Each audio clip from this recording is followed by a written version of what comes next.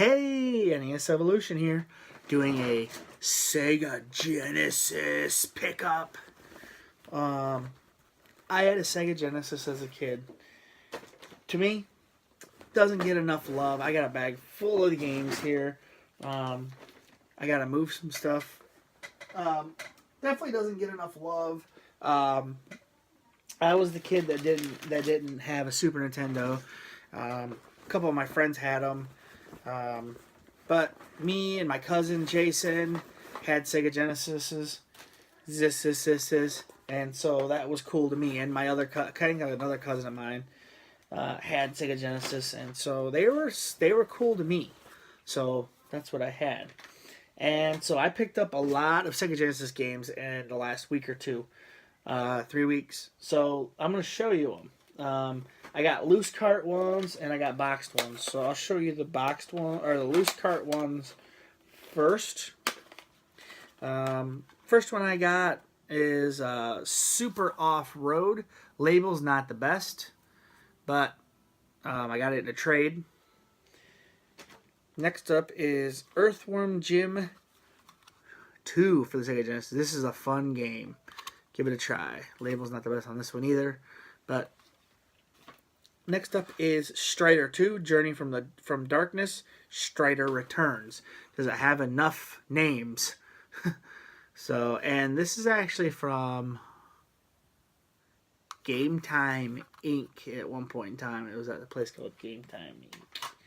Next up is a game called Final Zone. I've never played any of these, but I'm looking forward to giving them a try. Then the next one is A Dinosaur's Tale. All games that I need. I normally don't buy a lot of loose games, but like I said, I got these in a trade, so I picked them up. Next up, complete in box, is Sylvester and Tweety in KG Capers. There's that. I love the Sega Genesis, like the boxes when I was a kid.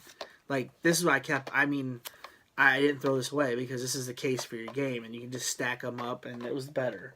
Why you would just have this and get rid of the box is beyond me, because it's a hard case box.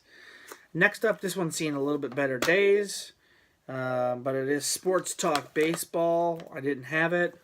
It is ripped up in the back a little bit, but Sports Talk Baseball.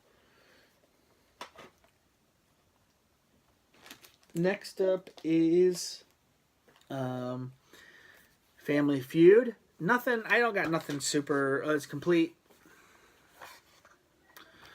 So yeah, Family Feud, didn't have it. Come on down, you're playing Family Feud. Isn't that what they said? I don't remember.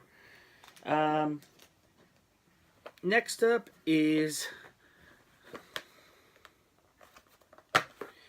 and this one has like all the paperwork and stuff, like even extras in there. So that's cool too. I was like looking at that. This is Subterranea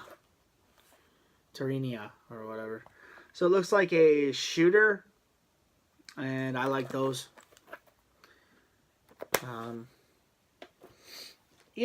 I own Musha, and it's supposed to be like one of the most sought after Sega Genesis games. It is a shooter.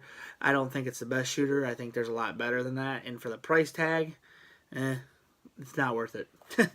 So, and the next game I have is Pack Attack.